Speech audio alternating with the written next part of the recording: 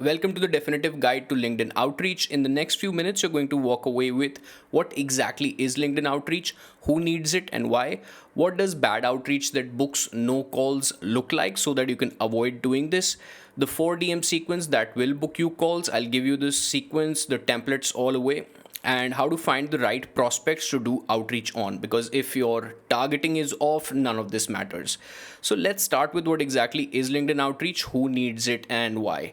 LinkedIn outreach is basically cold outreach done through LinkedIn DMs as opposed to something like cold email, where you identify someone who could be a client, you send them a connection request, they accept, you send them a sequence of messages then designed to start a conversation and book a call. That's the whole thing. There are only four ways for you to get clients for your business. Number one is referrals. Number two is content, such as this. Number three is outreach, actually going to prospects, starting a conversation that could eventually help you book a call, and then you can close some of those booked calls. And then paid ads, where you actually pay money, where the ads of your business is being shown on social platforms like, let's say, Instagram, Facebook, and LinkedIn. Now, referrals, by their very nature, are unreliable. A lot of businesses still rely on this because this is comfortable. And there are other reasons also. You get some of your best clients through referrals. So that also wants you to stay in the referral lane. But if you want steady client flow, so relying solely on referrals as a channel isn't a good idea unless you are always overbooked. We all know certain lawyers, certain doctors, they're always overbooked. They don't need any of this. If you are a business who is always overbooked, you don't need outreach per se. You eventually want to be such a business, but until that happens, then just sticking with referrals is not a good client acquisition strategy. Then we have content, which takes time, something like this. You could post every day for 6 months and still not have a single paying client.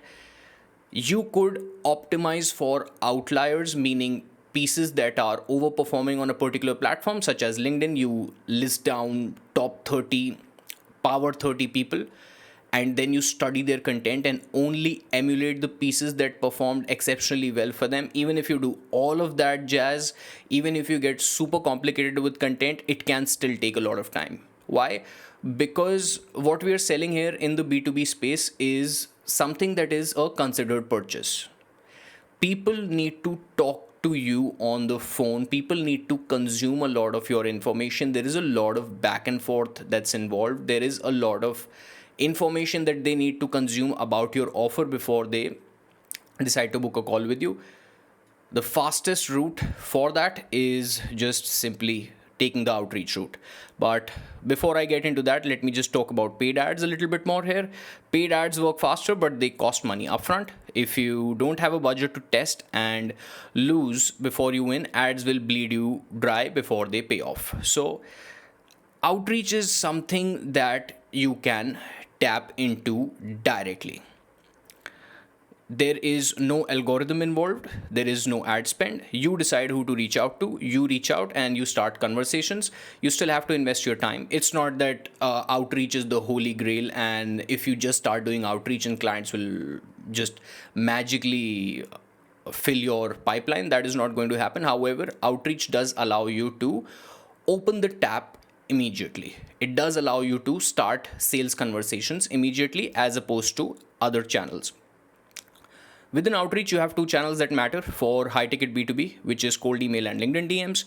Cold email has high volume but low trust. LinkedIn has lower volume, but your buyer is there, they're active, and they can see exactly who you are before they decide to respond. This is a benefit. Both of them, again, it's not that LinkedIn DMs is the best cold outreach channel. Both of them have certain features, and you have to see which one works for you. My recommendation is always both channels should be on. However, for LinkedIn, there is a benefit that your prospect can actually see you. So it's not as cold email is. So building trust can be slightly faster if you have a profile that targets them well. If you have a profile that targets their problem exceptionally well. So, if your buyer is a business owner or decision maker at a company, LinkedIn is where you find them, and a well crafted DM sequence is how you turn a stranger into a booked call. This is what the rest of this guide is all about. So, we figured out what exactly is LinkedIn outreach. It's nothing but reaching out to people to start a sales conversation on LinkedIn. Who needs it? B2B companies. It's just obvious. And why? To so that you can start your sales conversations instantly, so that you don't have to wait for referrals to happen, so that you don't have to wait for content to send you inbound leads, so that you don't have to rely on paid ads. You can just turn this tap on instantly. It's the cheapest channel to start testing and seeing how people are responding to your offer. Now, now that we have the basics of outreach covered, let's now talk about the important thing, which is what does bad outreach that books no calls look like. There are a lot of guides on the internet around LinkedIn, and a lot of them target the exact DM sequence, their logic straight on. They don't show you specifically what bad outreach looks like. And for me, I think this concept makes a lot of sense here, just to see what not to do first, so that we're only left with a finite number of options to do. It just keeps our life easy. Now, what does bad outreach that books no calls look like? Here is the picture. The prospect gets a connection request. The sender's profile is blurry. The sender's profile picture is blurry, unprofessional, or just forgettable. The sender's headline is a wall of corporate jargon such as strategic finance executive, driving multi division strategy, forecasting, and profitability across complex operations. It's something that you never say. Their headline says something that you never talk, you never say. A human never says these things together, ever. You will never find a human being on planet Earth saying, strategic finance executive driving multi division strategy, forecasting, and profitability across complex operations. I mean, if you do, you send me their contact. I want to see them, I want to see how they look like. The headline should not have so many words that are difficult to comprehend, that no one actually says, and still gives no idea to the prospect that why are you reaching out to me? What is your purpose of knocking on my LinkedIn door? Next, it is like every other person in the niche the connection request is coming from. Think a headline that is super common, such as I help you book 10 calls per month, something like that. Even if you're selling that, you have to be aware of what everyone else is doing, what most people in this space is doing, and make sure that you don't do that. Then another thing is that the connection request note, some people send a blank connection request note, some people add a personalized note in there. And bad outreach is pitching inside the connection request note, such as I help businesses like yours book more calls, would love to connect. These will be salesy on arrival. These will be like you're knocking the door and shouting, I sell stuff, please buy it. It just doesn't it has people's sales guard really high, and when you have the guard super high, then there is no chance to even initiate a conversation that could lead them to believe that your solution is actually worth listening to. So that you don't want to do. Now, even after making such blunders, if the prospect somehow accepts, they mistakenly click on the left click and your connection request goes through. If after committing all these mistakes, then bad outreach looks like a wall of text. a wall of massive text plucked together. Just it forces the reader to just decode what you're saying, and it's a lot. It's not concise, it's not to the point, it's not simple, it's not clear, or it's not relevant for them. This is so underrated. This is such a huge point. All marketing fails if it's not targeted at the right person. Another important bit is it's not urgent. It's beating around the bush. This one I personally hate quite a lot, where I mean, I'm not opposed to making friends on the internet, but I mean, we are on, like, we business owners are on LinkedIn for a reason. We are here to either help our buyers solve their problem, or we connect with people who can solve our problem. It's fairly business oriented. It's fairly either I help you make more money or you help me make more money. So, no need to beat around the bush then. No need to manufacture connection and relatability. Doesn't mean that we are not going to approach outreach like a human. Doesn't mean that we will write out of the bat be salesy, because that is also I covered above. It's not needed. However, we also don't want to come across as the friendly dude who never talks business, or who just takes forever, who's hiding something.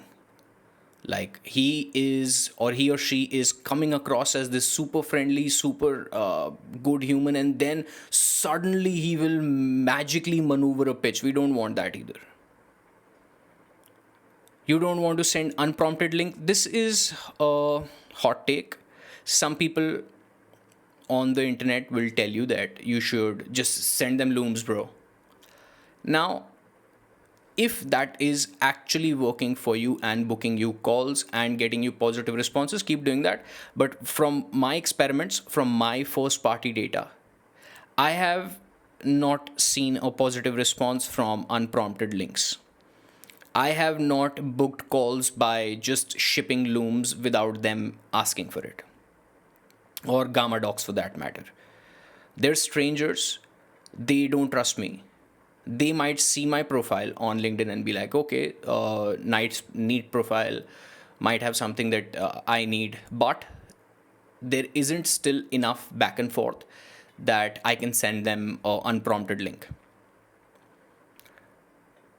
Then another thing about outreach, if you are in the space, is that follow-ups are involved. However, bad outreach, with follow-ups there is no offer of new information.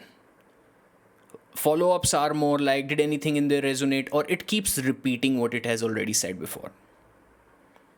Your prospect gets immune to that information. They don't have any stimulus. They're not stimulated by that information. They are just, they don't care. They ignore that. Then another one is the offer presented inside is not concrete. It's not tangible. It's not, I'll help you book I'll help you book high intent sales calls every week on a performance basis, meaning you only pay for high intent sales calls that show up on your calendar. It's not of this nature. It's vague. It's not something that they can hold on to and see and visualize. Then another thing is the offer presented inside sells some kind of optimization, as opposed to something like new revenue, new calls, new clients. B2B space, generally, it's about fixing breakage. Breakage is something that either costs them time or costs them a lot of money. That is what is essentially happening with B2B. Even if it's a time thing that they're costing, still we need to present it as we are fixing your money breakage. Even if it's breakage that we are fixing, we need to further position as a new money that will be generated, because businesses fall into two categories. One, either they have enough business or they don't have enough business. If they have enough business, they don't really care about optimizations. You can try selling them again. It's all about your first party data. You can test this out. I have tested this out. I have tried selling a intake leak plugging automation for law firms before, and I did not succeed because I was positioning it as plugging something. I was positioning it as a optimization offer, and the law firms that I talked to, either they had enough clients so they didn't care that if there any intake leaks involved, even if I presented those intake leaks as dollar amounts that they were losing, or they did not have enough clients and they wanted clients in the first place. So that's why I'm not a huge fan of selling any kind of optimization offers in for my cold outreach to cold traffic to people that don't know me. One thing is what I have seen is even strangers, that even people that don't trust me yet, they're still open to hearing how can I make them new revenue, how can I book them new calls, how can I get them new clients. It's one and the same thing, it's all new revenue.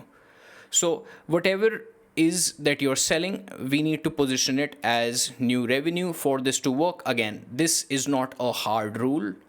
This is something that I've observed by running my own outreach. Let's say you have a executive coaching offer, then we will have to work around this. Then we will have to figure out, okay, how do we position our thing in a way that strangers could still be open to hearing. Okay. Now, I've talked about a bunch of mistakes right here. To compound all of these mistakes, what happens is people keep sending this bad outreach to the next 100 people, which just worsens your situation even more. To sum bad outreach up completely, you should just know this. If you could just take this away from this video, you would have your money's worth, which is you would have your time's worth, which is bad outreach never cares to answer these two questions. Number one is, what would the prospect file as? Ignore this shit in their DMs. What are all the things that prospect would file as? I'll just ignore this shit.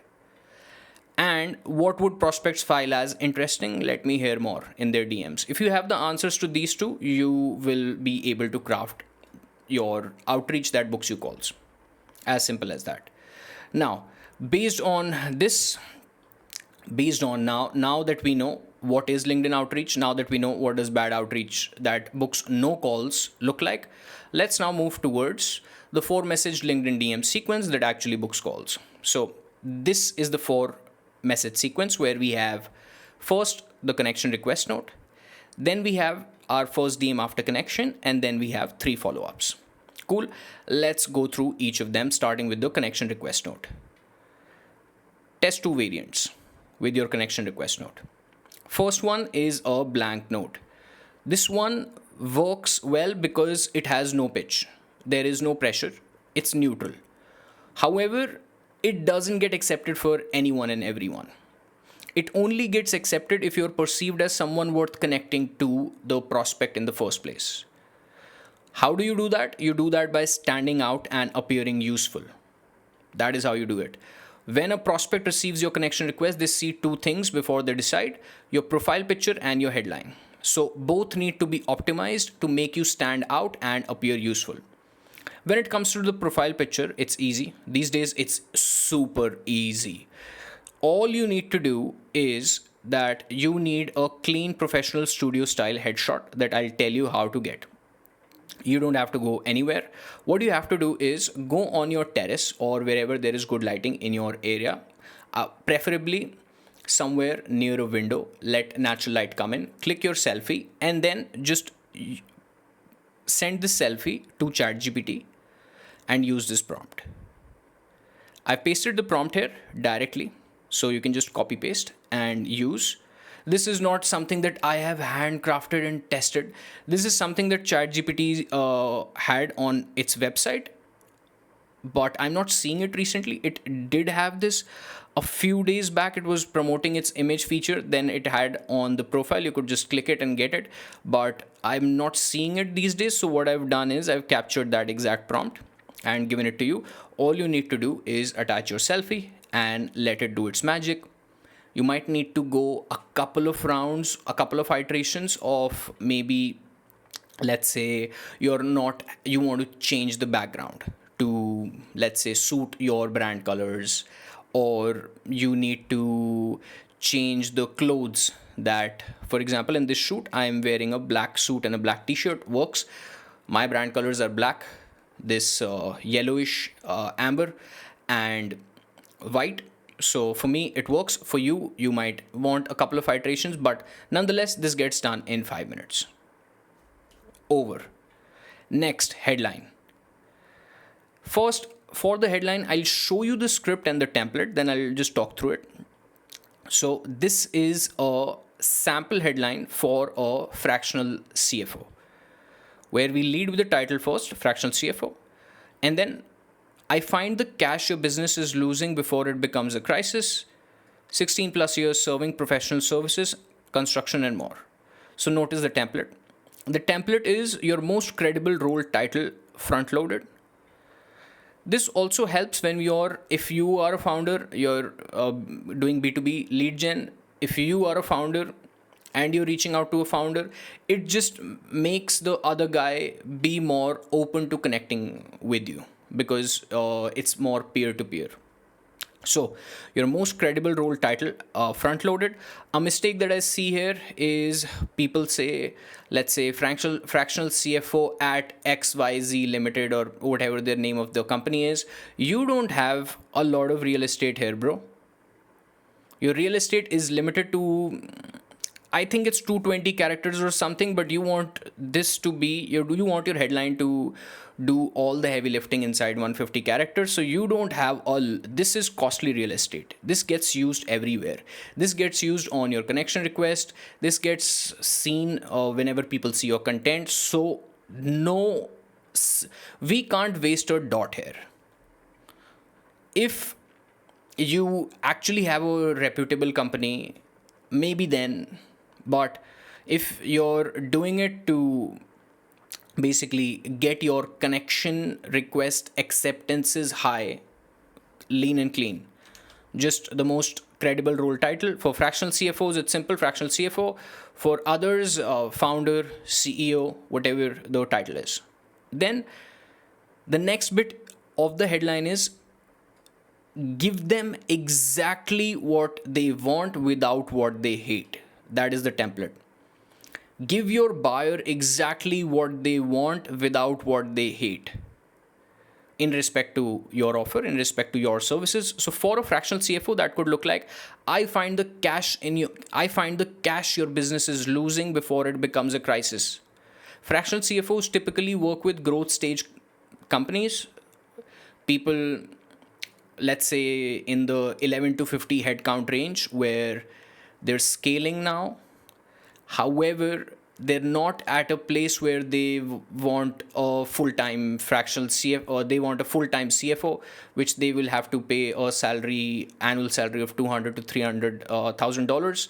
So there, it helps them if they can have contracts with fractional CFOs who can help them scale in a way that they don't burn their cash flow, they don't enter a cash crisis, and also that they can give them financial clarity, because that is what those founders might be lacking, that fractional CFOs can convey them.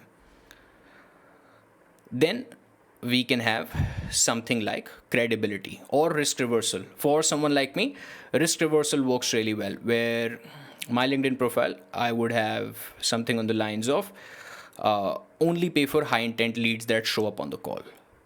For a fractional CFO, if they have a risk reversal baked in here, they can have a risk reversal, they can have credibility.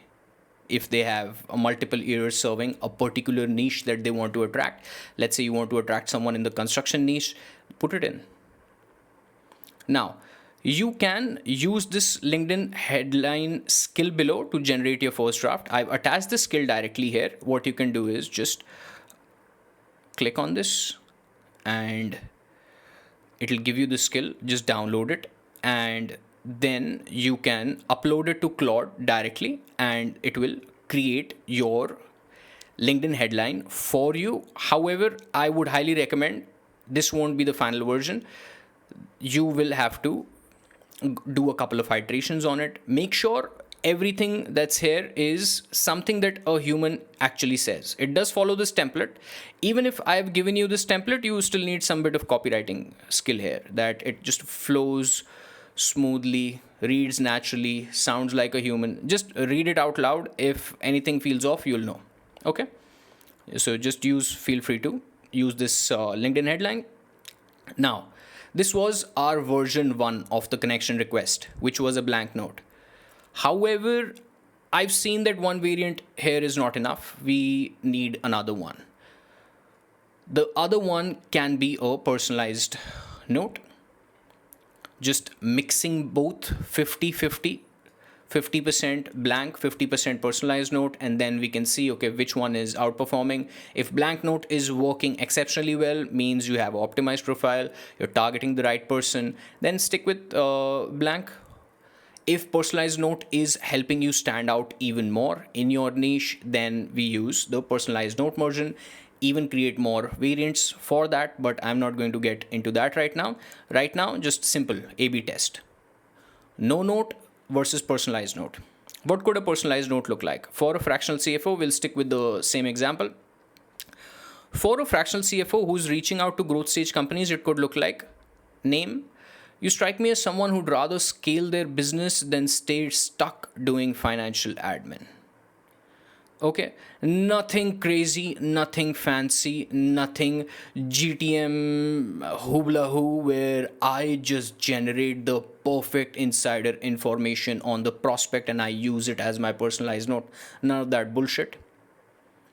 It has its use, it has its case, but again, the more you work, the more you realize simplicity works way better.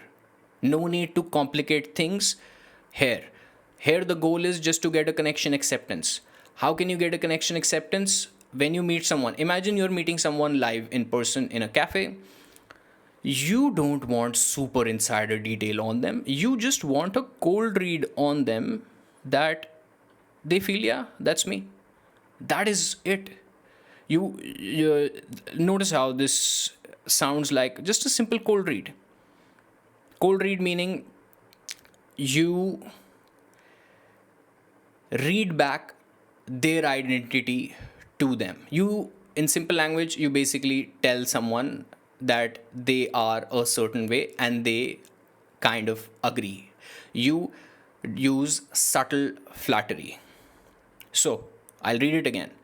Name, you strike me as someone who'd rather scale their business than stay stuck doing financial admin. Now, this works because it's an accurate cold read that makes them feel seen. Growth stage founders want to scale their business. They obviously want to remove every single obstacle that stops them from scaling profitably. Financial complexity is a massive hurdle and they don't want to stay stuck there. So, this note just reflects that identity back at them. It's intended to make you stand out and be someone worth connecting. When they see your name in the sea of connection requests, if you have optimized your profile to stand out, and then your headline also, and on top of that your note is a accurate cold read on them, then it just increases your likelihood of getting accepted. Now, one caveat: this holds for every single DM. I'll just say it here, but this holds for every single piece of copy that you put out in the universe. This caveat: any version you use should read human. If it does not and instead reads too try hard, there can be try hard versions of this. I could give you a template, but it's very easy, especially for ChatGPT to or Claude, to create very try hard versions of these. Okay. So instead of name, you strike me as someone who'd rather scale their business, instead of scaling their business, it could use some weird mumbo jumbo wording that no one actually uses in real life. That could screw this up.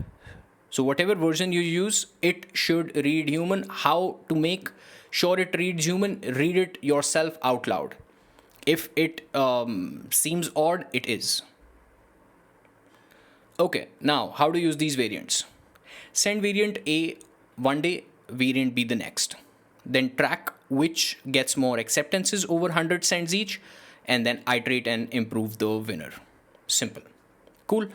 Now let's move forward to the next bit. Now we have our connection request node sorted. Now let's move to the first DM after connection. I'll show it to you before I explain. So for a fractional CFO attracting growth stage companies, this is what a first DM after connection could read like. One thing I see consistently in growth stage companies, the cash crisis almost never comes from a bad month, it comes from a good one. After a strong quarter, companies hire, then revenue normalizes, and payroll is suddenly eating more than 50% of your revenue. How to prevent that? Don't let total payroll exceed 40% of your actual collected revenue from the last 90 days, not projected revenue, revenue in the bank. Now, why does something like this work? Because it's insider information they can instantly use. It's not a pitch, it's pure value, no ask. That is what you do when you are meeting someone. You don't just ask them for a favor. You, a good person would try to give value and have no ask. Value for value here is something they can instantly use, something that is a specific tip. It's not vague theory framework. It's don't let payroll exceed 40% of your actual collected revenue from the last 90 days. That is what you want.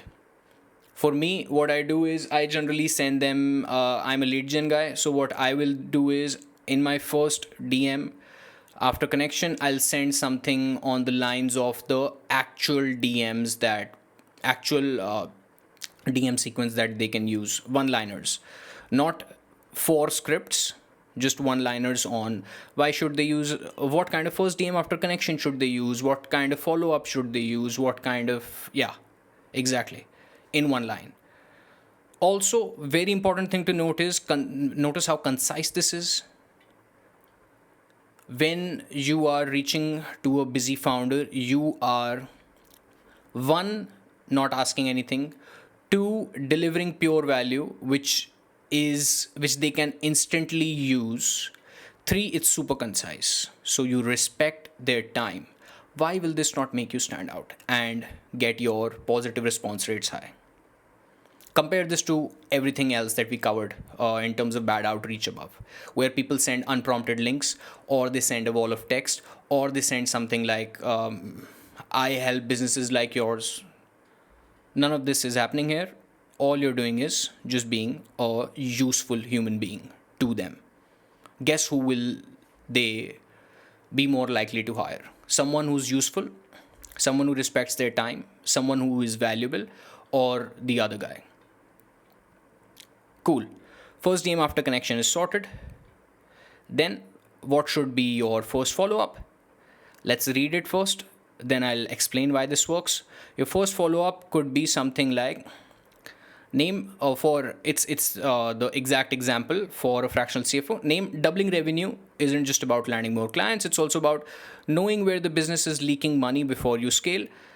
I can share a financial health scorecard that shows you 7 leaks a business your size needs to plug so you don't risk running out of cash during your growth stage. Mind if I share it here? Again, the number one thing that stands out for your first follow up is that it should offer a free sample of your service that is useful for them. For growth stage founders, they are looking to double their revenue. They would benefit from knowing the 7 leaks that they need to prevent in their pursuit of doubling. We are giving this specifically to them for their business. It's not a generic PDF. Doesn't mean that it will take us forever to create, because we've created it for similar firms. So we have that scales of economies going for us. We can recreate this in, let's say, 10-15 minutes. We can automate this stuff. We just plug in their information, the company's information, and we have that financial health scorecard ready. However, Still, it's a free sample of your service that's useful for them, that they can sample and test before they even consider you worthy to respond. Compare this to everything else that gets thrown around. Now, apart from the free sample aspect, one more thing is that it's new information. And it's not the standard reminder based follow ups that busy founders ignore instantly.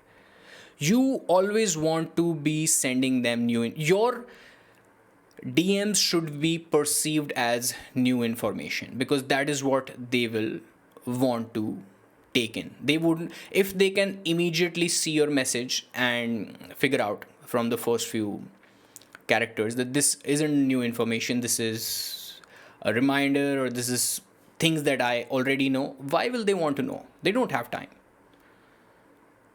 Lastly, it's asking for permission as opposed to shipping an unprompted link. Shipping an unprompted link also takes a lot of time on your part. It's you've connected with a prospect and you deem them as your dream client, and then you create a full on document for them and a loom and send it over, and realize that they didn't even need that at all in the first place. This prevents that. This asks for permission. It's more it's good manners. It's more gentlemanly, gentlewomanly. It's more gentle in nature.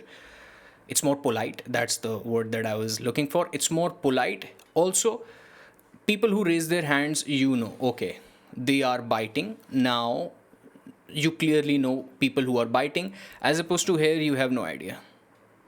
Here, you're doing grunt work, which might or might not lead to a result. It's still better than no work, obviously. Any action, I mean, I don't. It's still better than zero action, but I don't know. I've seen people get disheartened with this when they keep shipping unprompted links and stuff, and when people don't bite, they feel disheartened that I put in so much effort, but they don't consider their how their prospect is thinking. The prospect didn't want that. Why? It's wasteful work. Still better than no work, because you get. I can't defend that argument. I'm just not a fan of unprompted links. Not because I've never done them, I've failed at them, but because now I've started thinking through the prospect's shoes, and I realize, well, no one would want this from a stranger, for sure. So, why do it? Just ask for permission. Mind if I share it here? Simple. Okay, next, second follow up. Let's read it first. By the way, I work with growth stage founders as a fractional CFO on a simple model. I extend your cash runway without cutting your core team, and you only pay a percentage of the new cash I find. We can maybe say new cash here. If that's something you or anyone in your network could use, happy to walk you through it. Second follow up, we have by now, we have to think in sequences. We can't just, because this is not something that is happening on a standalone basis, we have to think in sequences. We have sent them a connection request note, either blank or a personalized note. Either way, we are being perceived as someone who's fresh like spring, someone who's clear, professional with our photo, our headline. Then we've given them pure value concisely. Then we have asked them, then we have offered them a free sample of our work, which is useful for them. Now we're just directly coming up with our concrete offer. Directly. That is what you want.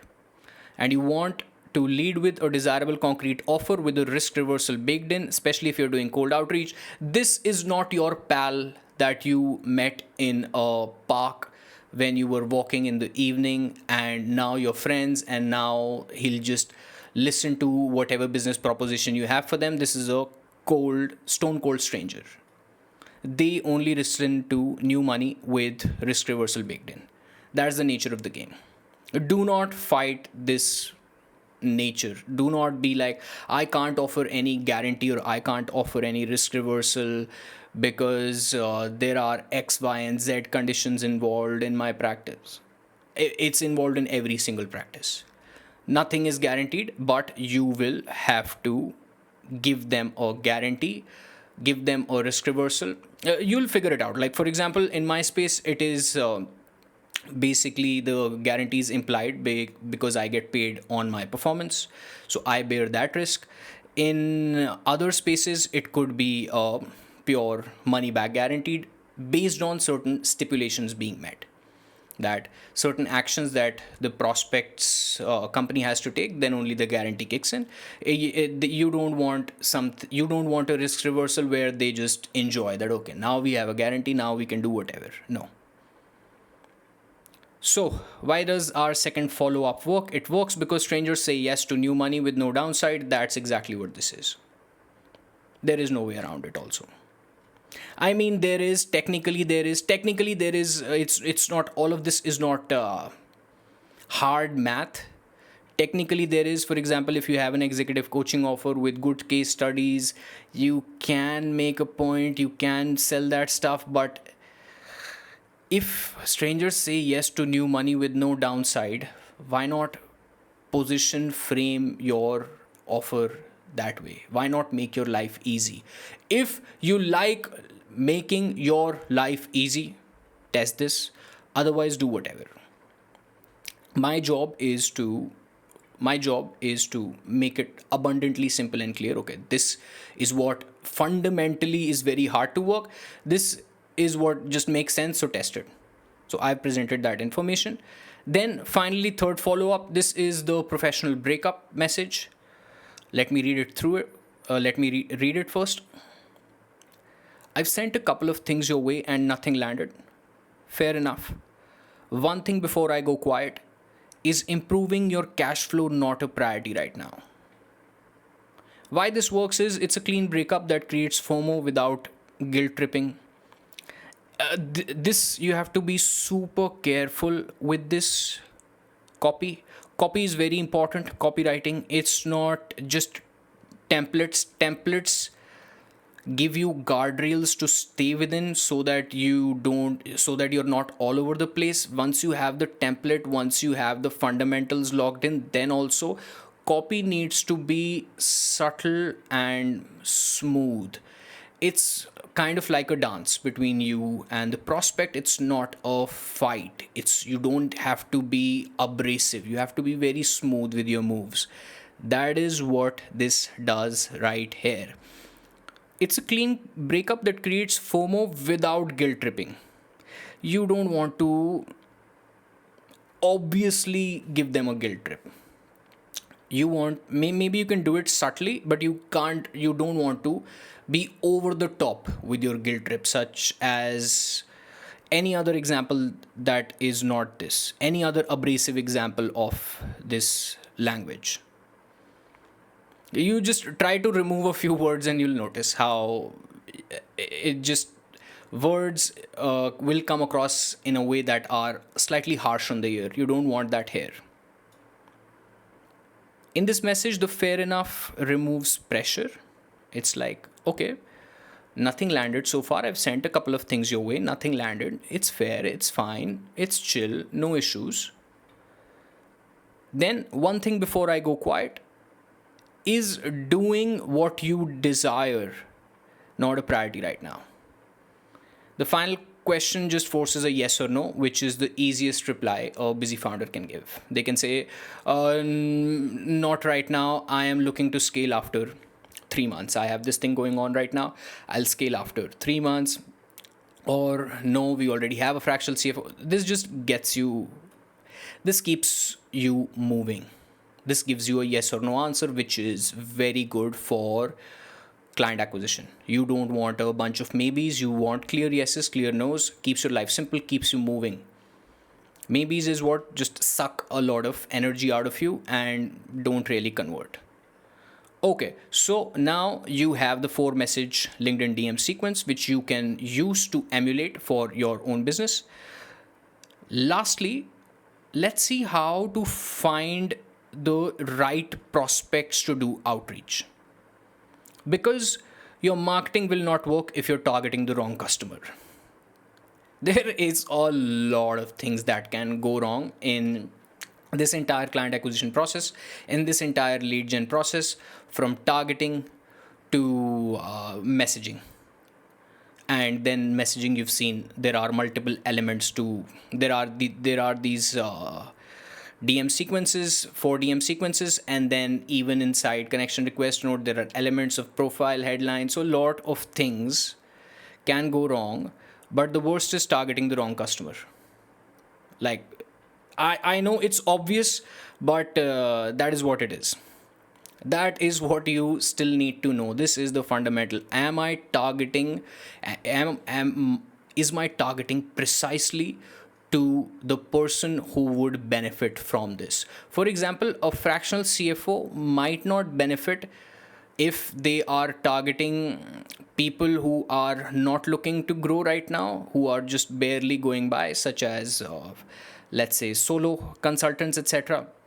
And they might also not benefit from targeting people who have teams of over 50, where they already have an in-house CFO. So they need to find their sweet spot. Then they need to find, okay, I have a lot of experience in construction, let me just target construction. Then they would be like, okay, I am from Florida, let me first target people from Florida.